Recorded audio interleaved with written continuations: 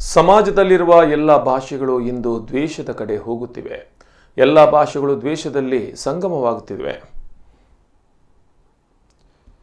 ಅದನ್ನು ಪತ್ರಕರ್ತರು ಗಮನಿಸಿ ಶುದ್ಧಗೊಳಿಸುವ ಕಾರ್ಯ ಮಾಡಬೇಕು. ಇನ್ನೊಬ್ಬರ ತಪ್ಪನ್ನು ಮನಗಾಣಿಸುವ ಭಾಷೆಯನ್ನು ಪತ್ರಕರ್ತರು ಸೇರಿದಂತೆ ಎಲ್ಲರೂ ಉಳಿಸಬೇಕಾದ ಅಗತ್ಯ ತುಂಬಾ ಇದೆ ಎಂದು ಹಿರಿಯ ಸಾಹಿತಿ ವೈದೇಹಿ ಹೇಳಿದ್ದಾರೆ.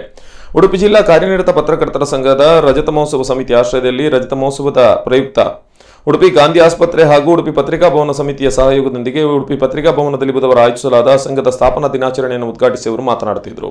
ಅಧ್ಯಕ್ಷತೆಯನ್ನು ಸಂಘದ ಅಧ್ಯಕ್ಷ ರಾಜೇಶ್ ಶೆಟ್ಟಿ ಅಲೆವರು ವಹಿಸಿದರು. ಸಂಘದ ಫೇಸ್ಬುಕ್ ಪೇಜ್ ಅನಾವರಣಗೊಳಿಸಿದ ಸಂಘದ ಸ್ಥಾಪಕ ಕೋಶಾಧಿಕಾರಿ ಹಾಗೂ ಮಂಗಳೂರು ವಿಜಯ ಕರ್ನಾಟಕ ಪತ್ರಿಕೆಯ ಪ್ರಧಾನ ವರದಿಗಾರ ಆರಿಫ್ ಪಡುಬಿದ್ರಿ ಸ್ಥಾಪನಾ ದಿನಾಚರಣೆ ಕುರಿತು ಮಾತನಾಡಿದರು. ಈ ಸಂದರ್ಭದಲ್ಲಿ ಸಂಘದ ಮಾಜಿ ಅಧ್ಯಕ್ಷರಾದ ದಿನೇಶ್ ಕಿಣಿ ಅಲೆವರು, ಕಿರಣ್ ಮಂಜನ್ ಬೈಲು, ಜಯಕರ್ ಸುವರ್ಣ, ಗಣೇಶ್ ಪ್ರಸಾದ್ ಪಾಂಡೇಲು ಅವರನ್ನು ಸನ್ಮಾನಿಸಲಾಯಿತು.